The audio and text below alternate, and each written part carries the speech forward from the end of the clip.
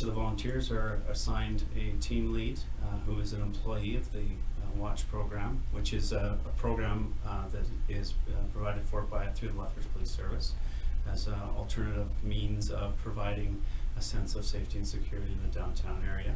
But it's evolved over the first year of our operations to include a number of things that we do and a number of services that we provide to different social agencies. So I got into it. I was a retired police officer. I served for 29 years with Lethbridge Police Service. I retired as an inspector in 2014. I started as a kid in 1985. Wow. And things were different in those days. Yep. But I started on the beat. I started, as a matter of fact, back in those days, the sergeant would punish you by making you walk. Oh, no way. And I was always kind of a social animal, and it was an opportunity to get out and meet people. And it's funny because when I went back to doing the Watch volunteer piece, there were lots of people that I would run into, and that was the running thing with all the people from the Watch. Is like, how long is it going to take us from get to point A to point B before Jeff runs into somebody that he knows, and we get engaged in a conversation. So it was an opportunity for me to not only reconnect with people in the community, business owners, and that kind of thing, but also to be educated on exactly what the social issues are in our downtown, and what the vulnerable sector goes through, the homeless people, the addicted people, how people become addicted, and things that as a police officer, I really, I'm kind of embarrassed to say that I was not as in tune and aware of as I should have been, or I could have been perhaps. And maybe some of that, not to make excuses, is because I rose to a senior rank in the executive during the last 10 years of my career, and I worked in those offices, so I wasn't on the street as much as some of the other frontline officers and the people who do the heavy lifting in the police service. But at the end of the day, I'm there now, and that's what I'm doing, and I got into it as an opportunity to give back to a city that gave me and my family all kinds of opportunity through my employment. As a kid from Calgary who came here because the Calgary Police Service wasn't hiring at the time, and somehow I didn't go to school here either, and somehow by some miracle I got hired in Lethbridge, in spite of the fact that I didn't go to the Lethbridge College. I went to Mount Royal College. Interesting. And, so that was the first one that they had hired in the Lethbridge Police Service that did not go to college here in Lethbridge and was not a police officer. Since then, of course, we hired from all over the place. Yeah. Our interim chief, Scott Woods, is actually a fellow alumnus from Calgary. And there's been a number of other people who've gone to other colleges or got into the police service through a number of different ways. People who went to trade school, that kind of thing. So the people who went to trade school and got into policing, I think, were the smartest ones, because on their days off they could do their trade and make extra money. Yeah. So anyway, so here I am. I came out of retirement. I had a small consulting business that I put away, and put my retirement away because I feel the program and what it delivers to the community and to the vulnerable sector is very important. And so here we are. Plus, I have 4 grandchildren. My 2 daughters are living here with their husbands. My one daughter's she's a 911 operator, and my other's a nurse. So they're kicking in and doing their share, and so it's an opportunity for me to carry on and do what I do. And my wife has been a notorious volunteer in our community as president of the YWCA and the Boys and Girls Club, and the things that she's done in her life. So here I am. Well, thank you for your service to our community. That is really interesting to hear your background, being in the police force since 1985. And I agree. I know growing up as a kid in Lethbridge, things are a lot different now than they were when we were growing up. Especially just to think that we as children would roam the neighborhood with very little fear or play street hockey. You don't see much of that anymore. And I don't know that, in my opinion, like, I remember growing up, people broke into our cars. My dad's car was stole 3 times. Like, it happened when I was growing up, but I think just things are different now with media, and we're just a lot more aware and probably a lot more scared nowadays than maybe we were in the 80s. But I want to ask you a little bit about the Watch. It's modeled after a program in Winnipeg. So can you give us a little bit of detail about what that program in Winnipeg looks like and how you adopted that model here in Lethbridge? Okay, so that was a model that was adopted before I got here, and I was a volunteer, so I wasn't really aware of that, and I have not been to Winnipeg yet. However, in doing the research that I have about how we got where we are, the Winnipeg model actually has been around since 1995. And it's actually a 3-phased approach where we try to do all 3 things in one. They have 3 things. So, and it's not quite as big as you might think. Being a city of about 750,000 people, they have approximately 300 volunteers. Okay. So they're about a little more than 10, well, I guess a little less than 10 times the size of Lethbridge. When it comes to, or Lethbridge is about 1/10 the size of Winnipeg-ish, 75% if you do the math. So about 300 people who volunteer, and they have 25 leads, and that's for the watch piece. And what they predominantly do, they're the safety part. So they work for the downtown BRZ, but they have contact with the police through their radios, and that's predominantly what they do. So they report crimes, they deter crime, that kind of stuff. Then there's another piece that deals with housing. Okay. So they run Monday to Friday. The watch piece in Winnipeg actually runs from 8 a.m. till midnight every day. And then the housing people, they kind of deal with, they have a more hands-on approach where we in Lethbridge refer them to organizations that can provide housing. They will actually manage them to housing, kind of like some of the social agencies do. And then there's the ambassador program, which is also a Monday to Friday program in Winnipeg, and they do the other part that we do, where we help people with parking meters. We give them directions, provide minor first aid, and those kinds of things. So, so it's a three-pronged approach. They have to go through an application process. There's a background investigation. There's an interview process, just like we do, and of course we do that because they have access to the police station and the police officers and those kinds of things and everything that goes along with that. So we have an interview process. We find people that so the information is out there on the website from the police service website, and we ask questions. So what do you know about the watch? And we ask questions like that because we want to make sure that you're not getting involved with us for the wrong reasons. Yeah. We're hands off. We do not arrest people.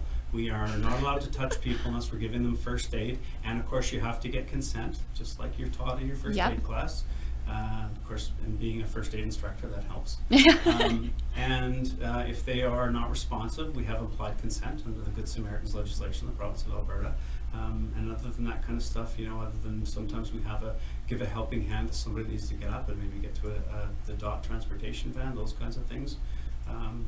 So we do a lot of that stuff that's kind of similar, but the watch in Winnipeg actually looks a lot like the police service in that they wear pants that have red stripes down them and whatnot. Really? And I'm actually looking at changing our uniform going forward, because there are people that say that we look a lot like the police. Although lots of people say you're easy to find. Yeah, so I like that. See you, yeah. and I can run to you, and the police officers so sometimes the police officers will actually leave somebody for us to deal with, so they can go do something else, or one of the CPOs and those kinds of things. And I've heard from CPOs and our police officers when they say, when I'm looking for somebody for the watch, I can look across the park, or I can look down the street and I see you in the red. So that works. And I think that's important. Yeah. I think they need to be very distinct. And I definitely agree that those red shirts, I have never confused the watch for our local police. And you always see them in their groups, right? Yeah. So I think you should stick with it. I like it. But even if we change something like the color of the pants or something, that kind of stuff. So it's not the black fatigues thing and the stuff that we're doing. So we can soften those pieces, and I get that. And so those kinds of things. So while there's certain things like you don't want to reinvent the wheel, and I think that the program was given a good basis and a good grounding by people who came in to start, like our initial manager Jeff Hansen. Of course, Ashley Dominato filled in. She did a great job of filling in after Jeff left as our interim manager, but she moved on to be CPO, and Sergeant Mike Williamson, and of course Staff Sergeant Christy Woods, and all the people that were involved in making this dream a reality. I mean, at the end of the day, when you go to city council as the police chief, and you say to them things like, I need to have X number of police officers, and you know what, as long as I've been policing, everybody has always said how great it would be to have a police officer on every corner, and you can't argue with that. So everybody wants to see a police officer in their neighborhood so they can be Johnny on the spot, deter crime, because of course you have that visible presence piece and those kinds of things. But having police officers like that is very, very expensive. So you have to be creative. And that's what the mayor told the chief of the day. You have to be creative. You're going to have to do something else. So the watch was dreamt up as a model from Winnipeg. Sorry. But at the end of the day, they do some really good things that are Winnipeg things, and we do things that are Lethbridge things. Yeah. And I can't wait to go visit them. If the program gets certainly funded into 2021, that's going to be on the agenda. Some of the changes in what we do, finding people to consult to find out how can we do things better. We had a great meeting with the Sage Clan. They're a great resource for the vulnerable sector and the people that they deal with, but also for us when they pointed out to me that as people that didn't know any better, we thought we were doing a great thing when we see people downtown and we go and we join them at the table and we have a conversation. And it never occurred to us, or to me either, because I've done it too, that you know what, those people are talking about their families and their lifelong struggles and those kinds of things, and I'm a stranger to them, and we insert ourselves into their conversations, those kinds of things. So since then we've stopped doing that. So we're still friendly to them. Hi, how are you? Those kinds of things.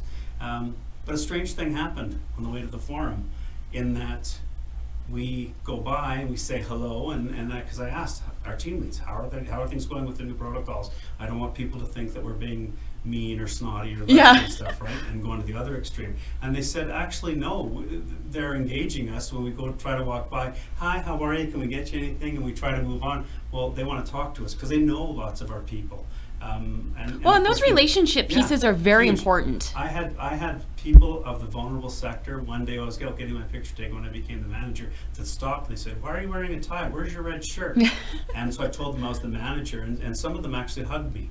And, really? Yeah. So, and they know me by name. Yep. I have one Indigenous lady who actually gave me an Indigenous name, which is great. And apparently, like, from what I understand, that's a sacred thing. Like, if you get an Indigenous name, that is a sign of respect. I don't think it was official. Okay, but from her, that's what I understood. But So from her, good for you're you. right. You're absolutely Yeah. right. It's a big deal, and it's a great honor to be blessed with an Indigenous name. But you know what? From somebody from the Indigenous community to tell me that I was walks in the wind going forward, in her own way, as much as I respect her.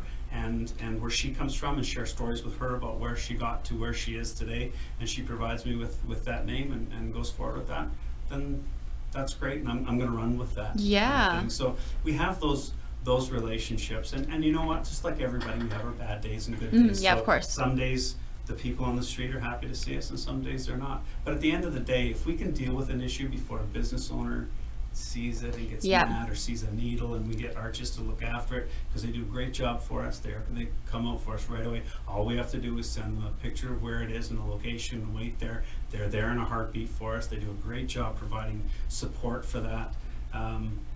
You know what? And doing those things that we need to do to make sure that we are keeping it looking so it's a safe environment, so the business owners aren't out after the people that are part of the vulnerable sector, because at the end of the day there's a lot of things that they do that addiction is a sickness. Yep. And it's a physiological thing, and people get into it for a number of ways other than just smoking weed when you're a kid.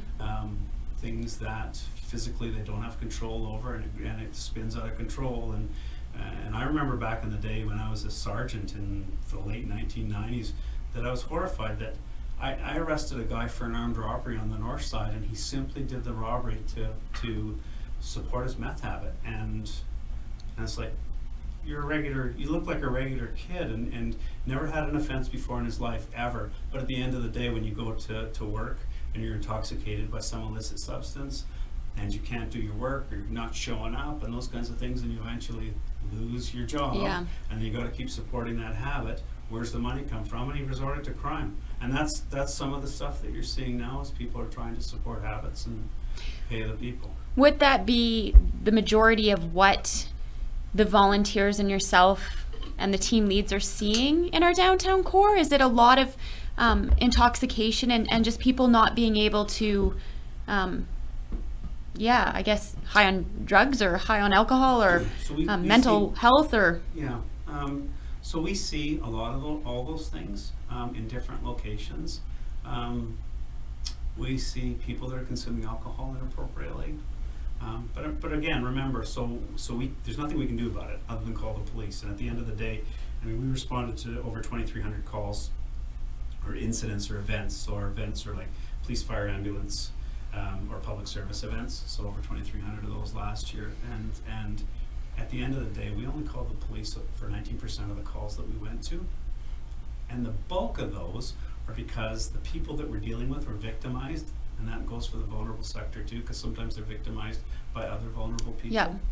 And so lots of times that's about calling the police for them because they're a complainant and they need the services of the police, and they're entitled to police service, fire service, and all those things. So when we see people that are out there, for example, unlawfully consuming an illicit drug in a place other than the consumption site, I mean, that's our first, contrary to some of the things that are said about us, our first step is not to the mic to call the police. That's not how it works. People need to be given options. Yep. And so not told what to do, perhaps explained why, and then given options that they can do. So, you know what, you can't do that here. I need you to, can you please move on to the consumption site? For a number of reasons. Number one, if a business owner comes across that happening, of course, the police are going to get called. You're going to get law enforcement involved right away. And at the end of the day, when you arrest these people, I get they're the users part. The dealers are who can take that away. But then we have the issue with, you know, who's going to fill in behind the dealers as the police knock them off. And the police have been doing a lot of work with respect to that part of the puzzle. But you know what? Go to the consumption site where you can do that. Please don't consume your alcohol on 5th Street. Put it away, go someplace that you can lawfully consume it, that kind of stuff. You know, so it is quite literally the watch. You are there to just have eyes and ears on the community to be able to report things and you'd be surprised. So the lowest level of the on the use of force continuum that the police follow is uniform presence. So before you even open your mouth, is about uniform presence. Yep. So we talk about that red shirt. So we want people to see us there, because if they think that somebody is there watching and has capacity to be able to alert the authorities that they need, the chances of them actually committing a crime with you standing there go down. Now that might be a bad thing for the people that were going to commit the crime, because they probably need the money to support some other habit or that kind of stuff. But at the end of the day, for the citizens, the visitors, the business owners, those kinds of things, you know, they need to be there, and they need to see us there and us to be there to be able to deter crime. Because then we're back to the thing again where you're dealing with volunteers and the team leads that are there, as opposed to the price of a police officer doing that kind of stuff. So there's a cost thing there. So if you didn't have the watch and you had 8 police officers instead of having the budget that we currently have, now you're into it. You know, if you consider training, equipping, hiring, all those pieces there, even a junior constable and whatnot, you know, you're well into numbers that are well over 7 figures when you do that. So, like anything, resources are limited, right? Yeah, like you can max out resources, and we still need our police service to be available for the rest of the city as well, right? Yeah, absolutely. So I do want to know, why was the watch brought to Lethbridge in the first place? We, like you said, you've been policing now since 1985, and we've never had to have this kind of presence in our community before. So how come it was an initiative to begin with? So initially, in the heart of the city, the Downtown Safe and Clean Committee looked at safety downtown. People didn't feel safe downtown. So to be able to, I mean, for people to want to come to a place, you got to feel safe when you go to a place. So that includes people who visit and go to the fountains and shop and whatnot. I got to tell you, I've been a downtown user for years. Even in my policing days, in my retired days. My wife works downtown, has worked downtown for ever, well, as long as we've been here. So for over 35 years, she's worked downtown. We've brought our children downtown, those kinds of things, and I've always felt safe downtown. But that's because that's what Jeff Cove thinks. That doesn't mean everybody thinks that, right? So there are people that don't feel safe downtown. So of course they report that, and the crime statistics that they had for downtown at the time led the police to ask for more police officers. And of course, there's a big price tag to having that. So the mayor told the chief at the time, no, you're gonna have to come up with some other strategy to be able to provide safety in the downtown community, and it's not gonna include police officers, so you gotta be creative. So he was. So he and the other officers involved went and they investigated the watch in Winnipeg, and it was a viable potential solution, which we're now in the middle of a trial period, and we'll see how that goes. I can tell you that our numbers show that we are making a difference, and the desired effect is there from a police standpoint. I mean, you think about that.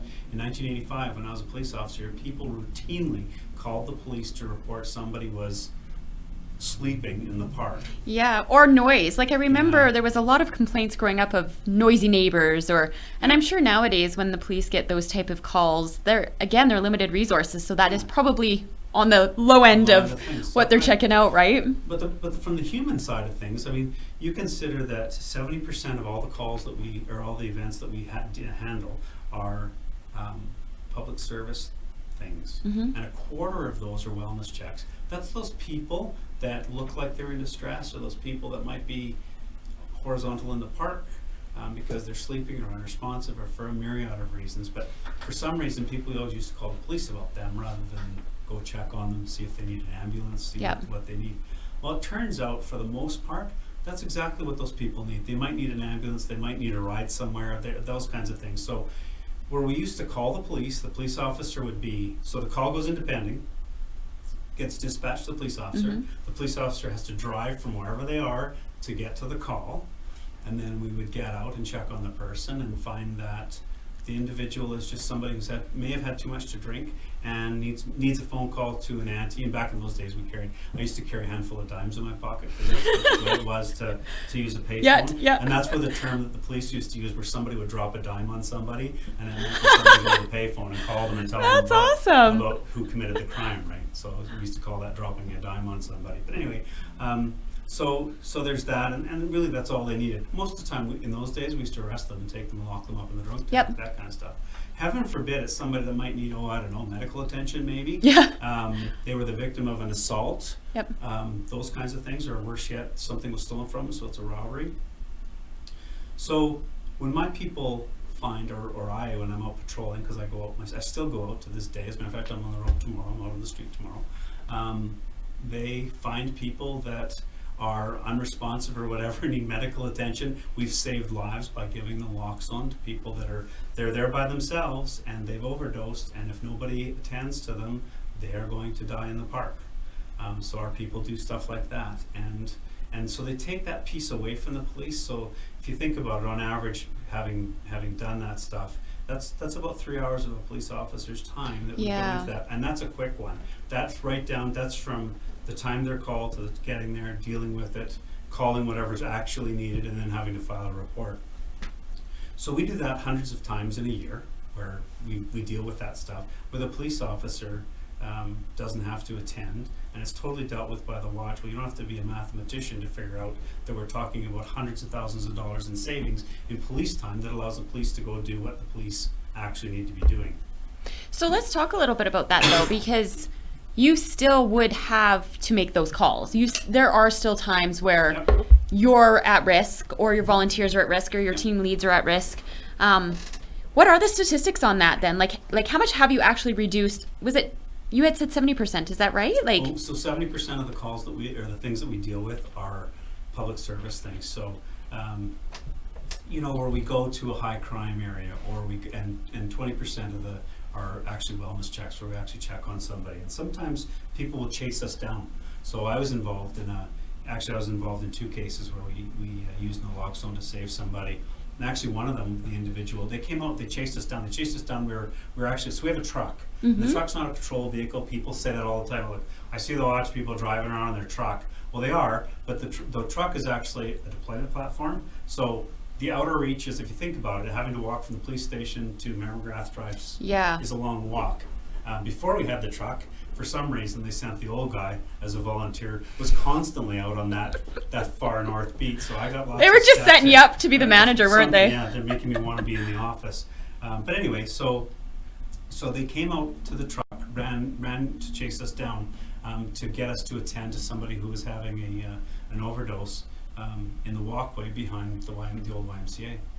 And when I got there, of course, I'm the first aid guy, so I had one calling 911, one's on the radio to dispatch, and I'm attending to this individual who had his head, he was leaning on the wall and his head was was bent down.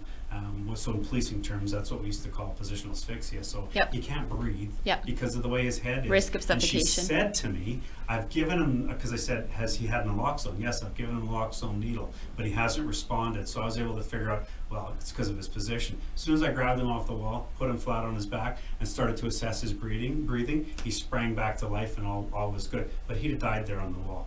And another one that we were checking alleys because we'd had a couple of break-ins that happened in some of the alleys, and so I was explaining to some of the watch people what to watch for suspicious activity in the alleys that might indicate that a crime is being committed, or somebody's standing sick while someone else is committing a crime, that kind of stuff. Somebody came running around the corner and said, help, help, help, I got some of my friends having an overdose. And so we ran to the park, and the individual was actually laying on the bench that was there. So we attended to him, gave him the naloxone. He came around, stands up just as the EMS people get there. But if he'd been left unattended, and then in the last little while, of course, there's been 3 of them that have occurred in the last 2 weeks, and over the last couple of months, there's been 6 people that could have died if we hadn't been there to administer the naloxone piece. So there's lots of that stuff that we do. I want to touch on that a little bit though, because you said like you call it how do you say the word naloxone? Naloxone? Naloxone. Naloxone is what the drug, Narcan is the brand name. Okay, so you said that they injected it with a needle. How are these volunteers trained to be able to administer and save a life of a person? Like, this seems like to me this seems like a big deal. It is a big deal. So when you're in an emergency situation, it's really hard to fill the needle from the vial, because sometimes you poke in too far, so the top of the needle reaches the top of the medication inside. Yep. So we carry nasal naloxone.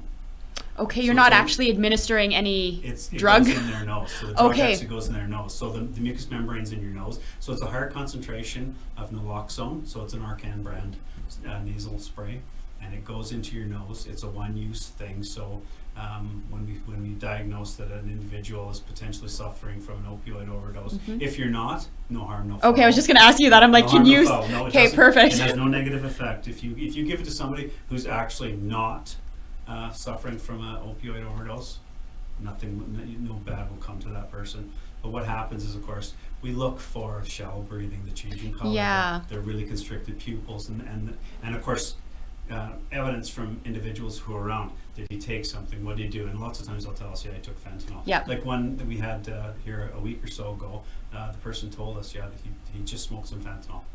And he displayed the symptoms, was actually turning blue. Give him the Narcan. Now, sometimes it takes 2, sometimes it takes 3 times for us to do that. And but all of the team leads are trained. We have a Canadian Police Knowledge Network training. They have first aid training with respect to administering emergency first aid to deal with that stuff. And the people who actually provide the Narcan, the people who make it, the manufacturers of it, actually have training videos for it, and it's really easy to use. It's simply a matter of if you assess them and you find that they are suffering from an opioid overdose, if they are displaying the symptoms, you administer the Narcan. If they are still breathing, although very shallow, you can wait, put them in the recovery position. If they are not breathing, cardiac arrest is going to follow, so you need to start doing CPR right away. Can I ask you a quick question on that then? When they're in that state, when somebody is in the state of an overdose, are they unconscious, or is there aggressive behavior? No, the aggressive behavior doesn't start till after they. That's what I understood. Okay. Yeah. So lots. They're of things normally happen. laying down. Yeah. It's very no risk to your volunteers of flaying So, hands and. Yeah, so they're aware of that. So we tell them, you know what? So when you're assessing them, so you have to provide ongoing care, ongoing casualty care. So when you apply the naloxone, so these are all things that are happening at once, which is why we have teams of at least 2 or 3 people. Yeah. So somebody is on the phone to 911, so they're calling the EMS dispatch center. Somebody's on the line to our EMS, so that when 911 from Alberta Health Services contacts our health center or our 911 PSCC center, that they know, because we're already on the phone to them, so they already know this is coming. So they can get ready to dispatch an ambulance. So by the time the AHS contacts them and says, hey, they're dealing with an opioid overdose at X location, they're on the way. And then the other person is assessing and dealing with it. And so Would our police effectively- not be able to do that? If there were Yeah. one police officer, though, would that be Yeah. So they would- a lot for that one officer Yes. to handle? So this is Yes. a benefit to Yeah, being it able is to a team benefit. up. Yeah. So the police officer, he's on the radio and doing all those things. So the police get slightly different service when it comes to that, because they can just call on the radio. We don't get that, so we have to make that phone call too. But they, when our people are there, they administer the naloxone, so they have to wait a couple of minutes. So our ambulances are generally on scene within 7 to 8 minutes. Okay. So that's pretty quick, which is good. But that also means that we're probably going to have to administer 2 or 3 naloxones In that as we time go. So period. we wait between 2 and 4 minutes, administer another dose, and we always have to keep monitoring. So you have to be alive to the fact that when they come out of it, they come out slowly, and then, because I've seen them where they're on their back and they're definitely gone, and they slowly start to come back. The breathing comes back, and the next thing you know, they stand up and they walk away. The guy that I was just gonna ask, like, told do they you take about- off? Yeah, so the guy that I told you about, with my incident that had his head up against the wall, when I had him off the wall and he came back around, he came around slowly, I stepped back and we watched. Ambulance is coming, but he got up and he started walking to the site. And I don't know why, but I wasn't satisfied with that. So we followed him, and we had our guy who was driving the truck. I sent him back. I said, he was the team lead. I was the volunteer, he was the team lead. But I said to him, go back, get the truck, parallel us down the street, because we're going to follow him, because we were walking places where you can't drive. And I wanted to follow him to make sure he got back to the consumption site, so somebody there could attend to him if he had a relapse or did something else that was, and he made it all the way. How does that work then? If you administer this life-saving drug and you've sent to dispatch to send an ambulance, is that, I mean, this might be a really stupid question, but is that not a waste of a resource? Not saying that we're not saving a life or anything, but by the time they get there, are they okay? They don't need to go to the hospital? Lots of Or? times that happens, and so when you give consent, so an unresponsive person gives implied consent for you to treat them if you're a first aider, and that also goes for EMS personnel. Lots of times we have people that we have treated, provided naloxone, and not just us, even other people. There are other people in the community that do that too, and some people carry nasal and some people carry needles, and there are lots of times where they will administer life-saving naloxone. The individual will regain their life, get back up on their feet, and then refuse further medical attention. They ought to go to the hospital, Yeah. but of course you can refuse if you're conscious and responsive and you refuse medical attention. That's allowed, and they just check off the box on the patient care report, and we check off the box on our incident report, and everybody goes on, and it's no harm, no foul. That's how it works. And then that's it. That's it. Wow. Who's responsible for that ambulance bill? Just curious. I don't know how that works. You know what? I don't think they charge unless they actually transport you. Okay. So- Okay. I just always heard that it's like a $500 or $600 ambulance. Never phone an ambulance is what they used to say. So. Yeah. Crazy. I mean, they were about 10 years ago. I was jogging on my lunch break, and I got hit by a car who was passing a number of vehicles that had stopped for me, and I had turned the other way to watch another lady who was failing to yield to me. And this lady hit me with her car, and they thought I was dead. They spray painted around me because they spray painted on my shoes and whatnot. Anyway, long story short, I was carted away in an ambulance, and that was like $400. That's what I heard. Thank goodness it's never happened in my That's the household. only But time I've ever been in an ambulance that I've got an ambulance bill, so I know for a fact Yeah. that in fact does happen, but that was the factor for me. okay, I want to move on to something else here. I want to know, there's a petition floating around right now, the city, to defund the watch program. Yep. Are you able to share some light on that petition with us and give us some Yeah. details about what's the petition about? And Well, the petition wants to defund the watch. I think they want to divert the funds to the Sage Clan, who are a service provider. They're one of our service providers. People from the watch who deal with people who need services that fit within the mandate of the Sage Clan. We'll call the Sage Clan. can you and just have tell them us do what that. the Sage Clan is? Like, I'm not familiar with that. So Sage Clan is a group that does patrols 3 times a week, I think it is. They predominantly deal with the Indigenous vulnerable community, so the addicted and the homeless people. They do some great work in providing meals and those kinds of things, bag lunches. They also, over the last year, have actually had a number of people that they've actually got into treatment, which is That's awesome. amazing, Yeah, yes. So there are people that are off the street, people that they've assisted to get into housing and those kinds of things. So there's some great work within the Indigenous community. The idea is that they'll defund the watch and spend it in other areas. Mm-hmm. But of course, if you defund the watch, so the formula through the Police Act with how the police are funded from City Council to the Police Commission through the Chief, and then he decides how to disperse the funds. It's not a guarantee that the money that doesn't go to the watch ends up going to one of these other programs, right? But at the end of the day, I think that they're all programs that are necessary. I mean, because there's absolutely things that the Sage Clan does that we can't do, or that we require them to do referrals to the Sage Clan for us. And it's not a one or the other kind of thing. Yeah. The Sage Clan needs to be funded. I get that, and they, as a matter of fact, I'm a Sage Clan supporter too, and they definitely need to have a void in the community. But we do two different things. Yeah. Some of our client base overlaps, but people don't understand that citizens, to me and my team, includes the vulnerable sector. It includes homeless people. Addicted people are citizens too. And I include that. Yeah, they say lots of people are coming to Lethbridge. Whether that's true or not, I don't know, but quite frankly, I don't care. They are all people that if they ask us to provide a service, we don't refuse anybody if we can. We make phone calls for them. We have assisted children's services, for example, in finding addicted parents to put them in touch with children's services so they could have updates on their children. We have helped the police find people that they need to talk to with respect to incidents that they're investigating, or people who may be victims of crime, those kinds of things. So there's a divergence in what we do. Do we need things that they talk about in the petition, for example, like housing and treatment and all those things? Absolutely, we need those kinds of things, because until you get those kinds of things, you don't take away the occurrences and the things that happen on the street from the people that are part of the vulnerable sector. So I absolutely agree with the things that she's saying. I find it unfortunate that, of course, that people are very polarized about one or the other. Yeah. And there's 5,000 signatures on the petition. Lots of those people don't even live in Lethbridge, so there's no way to filter them out.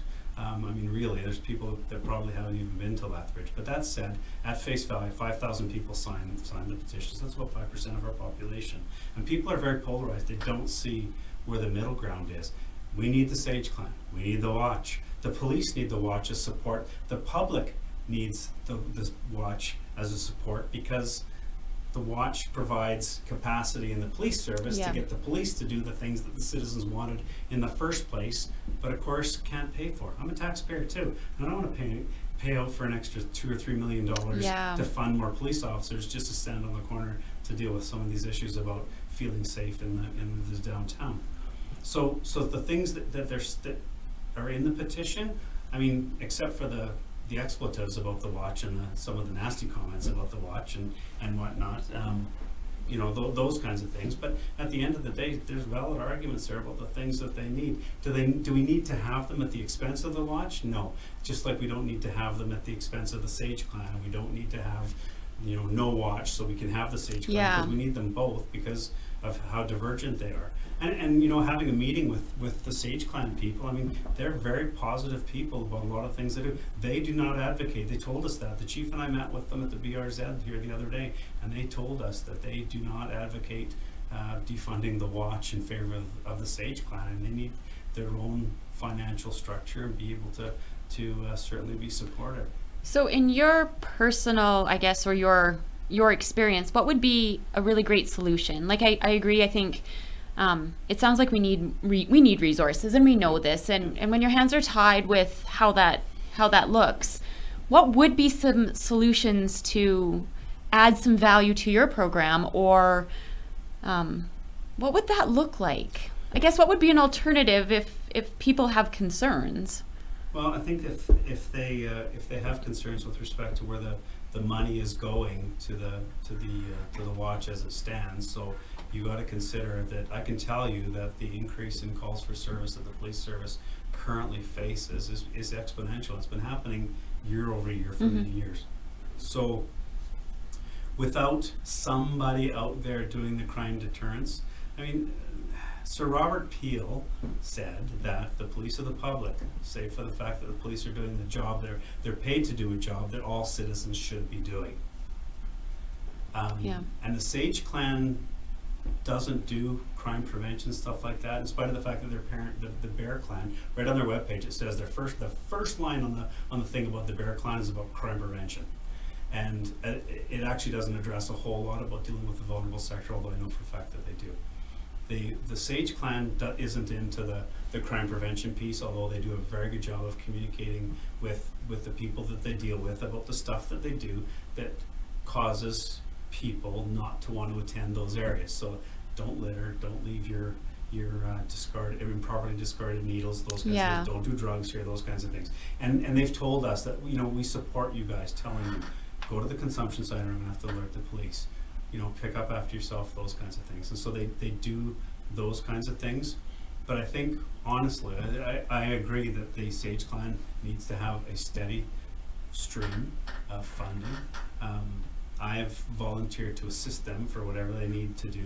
The city of Lethbridge has actually started doing a great job of supporting them. The BRZ is doing a very good job of supporting the Sage Clan and what they do, because I think that there's definitely that function that's there. I mean, to be able to prepare meals and go, best I can do for you is on a couple of occasions I've taken $100 out of Mr. and Mrs. Cove's account, gone and bought some $5 gift cards, given them to the volunteers, and had them pass them out.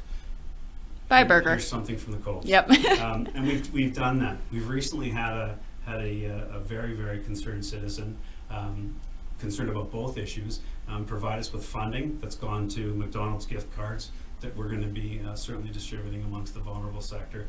And also they wanted us to provide a coffee for our volunteers too, who come out of their own free will, range in age from the young people that want to be police officers to those of us that are a bit of the older crowd who don't want to be. I'm the only one that already has the T-shirt, but there's other ones that are out there. Let's talk about that a little bit more. Okay. Let's talk a little bit more about the volunteers, what is required of them, and what you put them through for training. Because in my opinion, you're throwing people out into a community with. I know this because my husband volunteered when the watch first came out, and he is just a citizen with no background in criminal justice or anything. He just honestly wanted to see firsthand how he could help or how he could be involved to make a difference in our community. And so it was scary for him at first, because you don't until you're in those situations, you don't realize what goes on in the city. So I'd like to know or hear it from you, like, how are you preparing these people or these kids, or because a lot of them are young.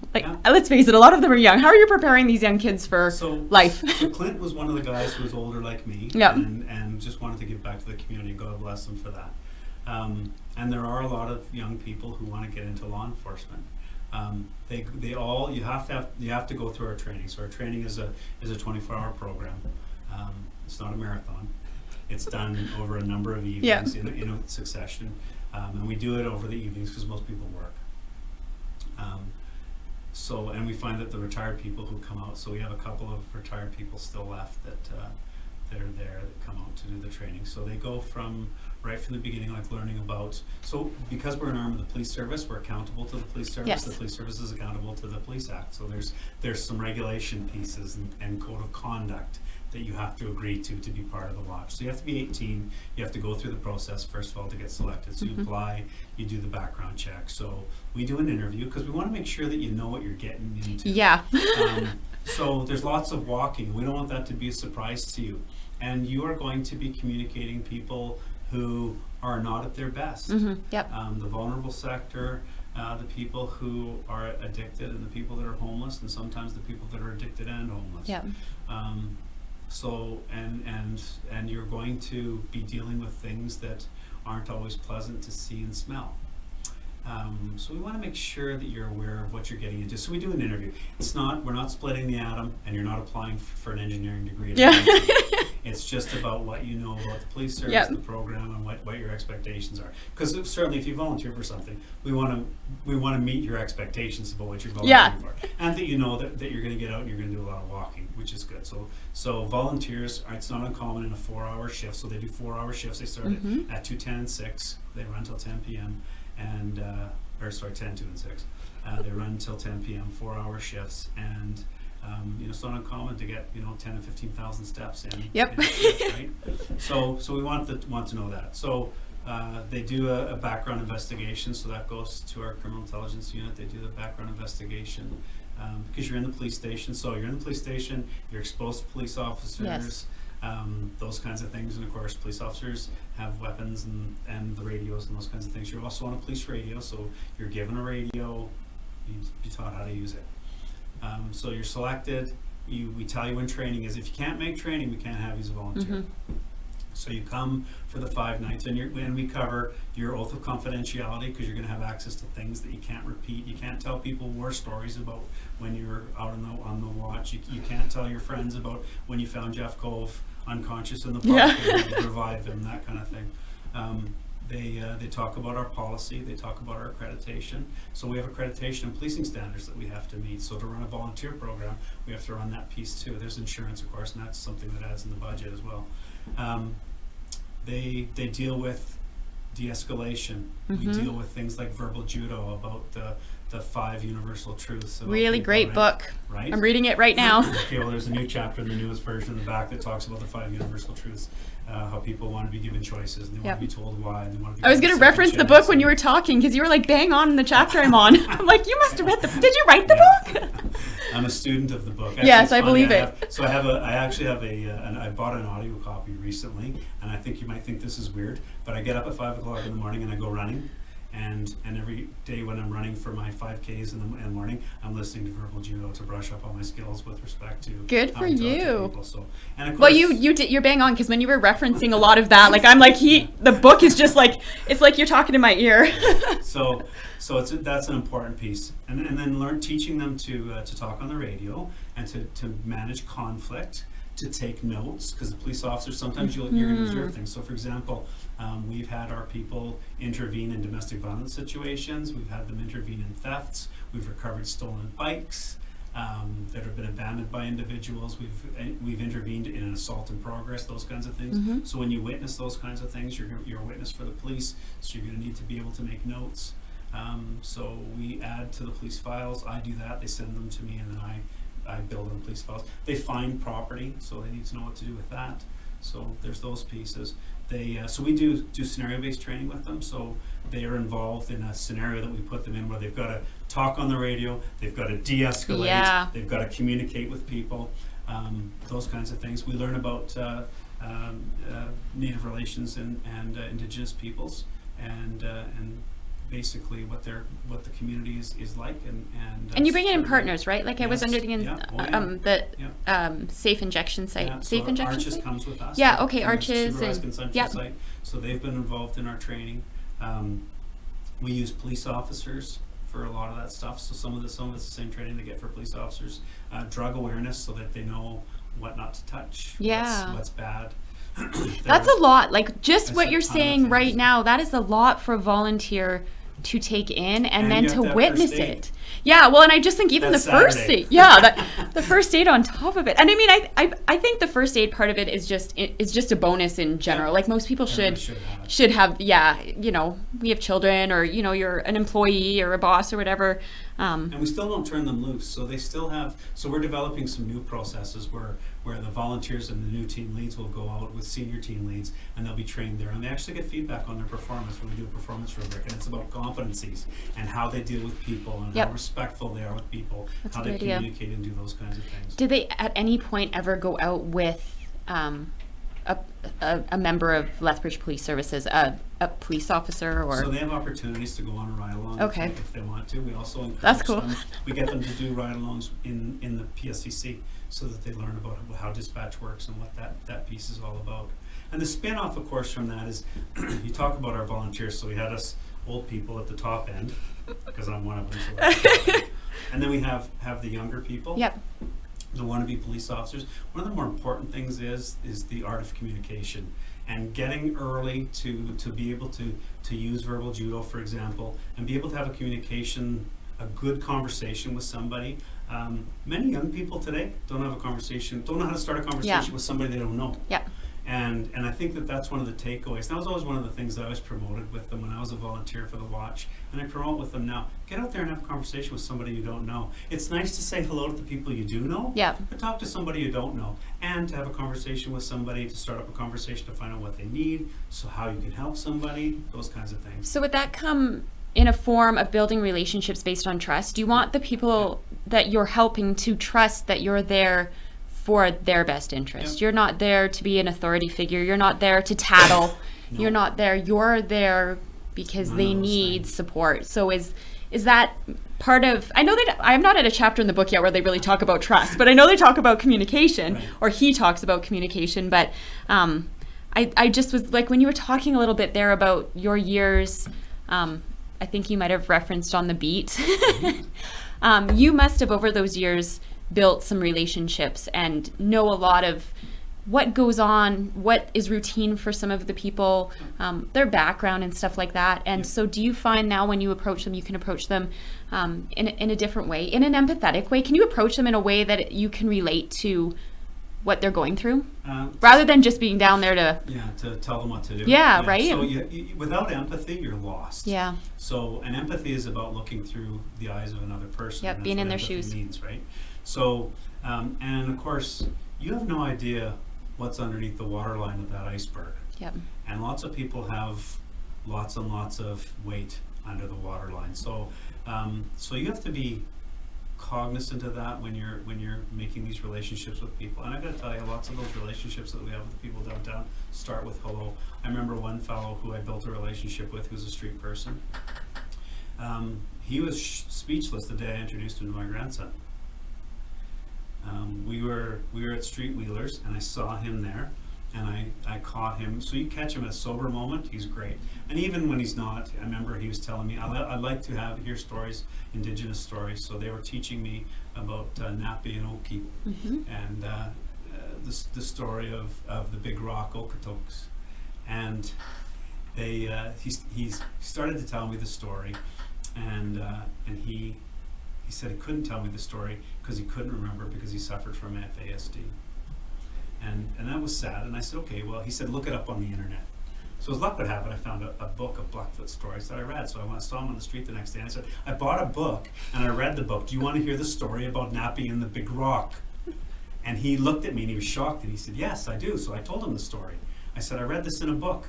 This is the story. So he told me, he says, yes, that's it, that's right. And so those are the kinds of things that build relationships. My very first day out there, I can't remember the lady's name, but we were walking through the park, and it was somebody's birthday. If it's your birthday, Jeff Cole was saying happy birthday to you. I do that at the police station, but I did it in the park, and I did it so one day we were walking through the park, and we stopped to say hello, and I did one of those insert yourself in a conversation thing. But one of the guys turned to me and said, hey, it's my mom's birthday today. I said, well, did you sing happy birthday to her? He said, no. I said, well, I'm gonna, so you should join in. So we sang happy birthday. And it was at that moment he turned to me and he goes, you used to be a police officer. I said, yeah, I did, but that was a long time ago, because I've been in the police service for 6 years. Yeah, that was a long time ago. He says, but I remember you. I said, really? He said, yes. He was the victim of a violent crime in the park one day, many, many years ago. He said, you dealt with it. And he thanked me for it. And then he told me, he says, and I was in a car one time that got hit over there on 7th Street. And you were the police officer that arrived, and you dealt with it all for us. Wow. And that's what I said. That they would remember. I told them I remembered, but I really don't. But hopefully he's not watching. There goes the trust. There goes the trust. But I'm floored. But you know what? To build the trust, and I was totally taken aback. It's like, oh, really? So to get that feedback, to know that you're making impacts, has to be rewarding, because it's oftentimes when you're in an industry, like when you're in an industry like the policing or the EMS, when you see people at their worst, it's hard to feel appreciated, knowing. I've lost count of the number of times that people had stopped me on the street and say, you did this or you did that, or you used to be a police officer, And like I said, it's a long time ago, so they used to be a police officer. Yes, I did. And they'll tell me, oh, you came to my house when I got beat up by my husband or my boyfriend, or you did this, you did that. And that's another takeaway too. So these young people that are team leads and whatnot that are there now, my takeaway, my comment to them was always things like, did you see what just happened there? That's how you need to be when you're on the street. So that 20 years, 25, 30 years later, people approach you and they tell you did a good job. Yeah. You changed my life, or you helped me. And that's the takeaway. And those are some of the lessons that these young people that are going into the police service, I've got lots of them. I worry at night that all my people are going to go into the police service. I mean, I'm going to have to recruit a whole bunch of really, really good people. I love all the young people and all the people that volunteer for us. They're my team. I hold them close to my heart. And so Has recruiting been hard then? it's been hard lately. Okay. Because of the COVID thing. Yeah, okay. So we had lots of applicants for team lead and full-time and part-time team leads, because we'll change back to our winter schedule come the fall. But recruiting for volunteers has been difficult. But we'll put a class in. So I think we'll probably put about 10 volunteers through. Okay. We've been able to sustain a good number of volunteers. We still have 25 volunteers, 10 team leads. So we're in good shape. When I go out, I'm a volunteer, so I go out as the 26th volunteer. So hopefully we'll be over 30 by the time we're done training here at the end of July. And then Do you feel like that's enough? No, I would love to fill. So I field 4 team leads every day for 12 hours. I would love to have those 4 teams go all over the place and have 3 people each. And I will. If we continue on into 2021, which I'm pretty confident that we will because of the service that we're providing, we'll be looking for opportunities to get out in the community and speak to people. And of course, things like I'm doing right now are great stepping stones to be able to do that. Because lots of people want to know. And I'm always available for people to call me and ask questions. Yep.